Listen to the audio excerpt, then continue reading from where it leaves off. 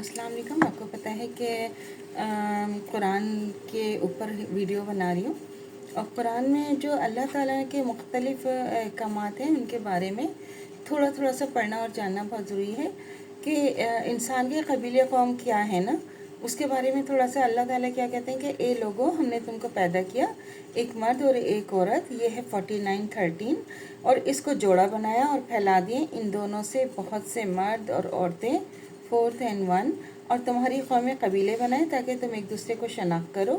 49 और 13, तो हमने इंसान को सुनता देखता पैदा किया।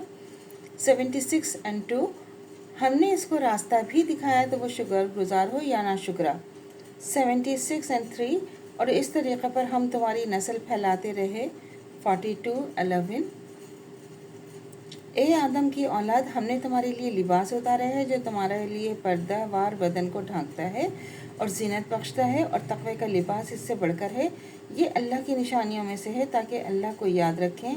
7:26, और ए आदम की औलाद, शैतान यानी इब्लीस तुमको कहीं किसी फितने में मुब्तला ना कर दे जैसे तुम्हारे दादा और दादी को जन्नत से निकलवा दिया था। इस हालत में इनके पर्दे का बदन भी इनको दिखाई देने लगा। शैतान इसका लश्कर तुमको इस तरह दिखता है कि तुम इनको नहीं देख सकते हो, तुम और शैतान को इन्हीं लोगों के दोस्त होने देते हो जो ईमान नहीं लाते। 7:27, और हमने इससे पहले आदम को हुक्म दिया था कि मगर वो इसे भूल गए और हमने इनमें पुख्ता इरादा नहीं पाया। 21:15, अब इंसान की ज़िंदगी की क्या मियाद है? वो ये है कि हर कौम के गिरोह के लिए एक मियाद मुकर्रर की है। सो जब वो मियाद आए तो इस वक्त एक साथ भी पीछे हट ना सकेंगे और आगे बढ़ सकेंगे।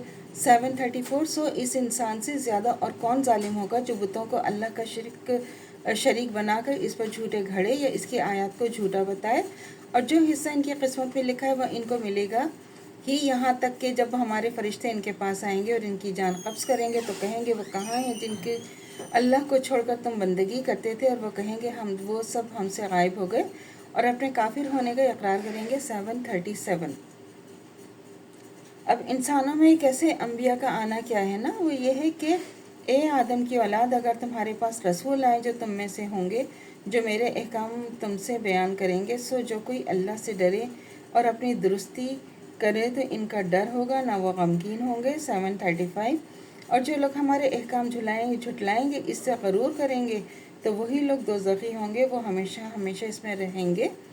7:36, इसमें अल्लाह ताला कुरान में आप देखें क्या फरमा रहे हैं और किस तरह अल्लाह ताला कह रहे हैं कि अल्लाह ताला ने जो हमारे लिए लिख दिया है वही हमें मिलेगा। जो अल्लाह ताला हमें चाहेंगे उतना ही हमें मिलेगा।